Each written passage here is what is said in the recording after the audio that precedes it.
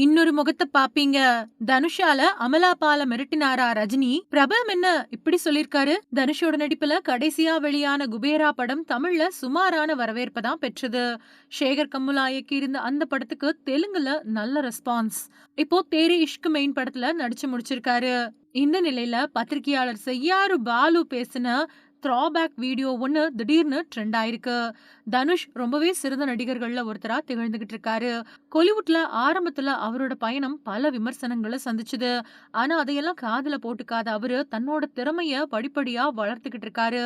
Hollywood வரைக்கும் போயிருக்காரு. அடுத்ததா அவர் நடிக்கக்கூடிய ஹாலிவுட் படத்துல சிட்னி ஸ்வீனி ஹீரோயினா நடிக்கிறது குறிப்பிடத்தக்கது.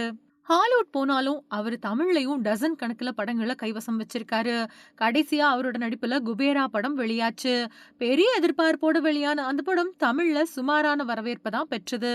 அதுக்கும் முன்னாடியே வெளியான ராயன் தோல்வி, கேப்டன் மில்லரும் சுமார் தான். அதனால தனுஷ் ஒரு ஹிட் படத்தை கொடுக்க முடியாம தத்தளிச்சுக்கிட்டு இருக்காரு. நடிகர் தனுஷ் ரஜினிகாந்தோட மூத்த பொண்ணு ஐஸ்வர்யாவை காதலிச்சு கல்யாணம் பண்ணிக்கிட்டாரு. 2 ஆண் குழந்தைகளை பெற்றெடுத்த அந்த தம்பதி திடீர்னு பிரிஞ்சுட்டாங்க. போன வருஷம் தான் சட்டப்பூர்வமா அவங்க விவாகரத்து பெற்றாங்க.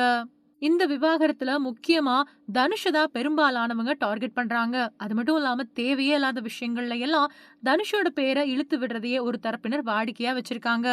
இந்த நிலையில பத்திரிகையாளர் செய்யாறு பாலு தனியார் யூடியூப் சேனலுக்கு கொடுத்த பழைய பேட்டி ஒண்ணு ட்ரெண்ட் ஆயிட்டு இருக்கு.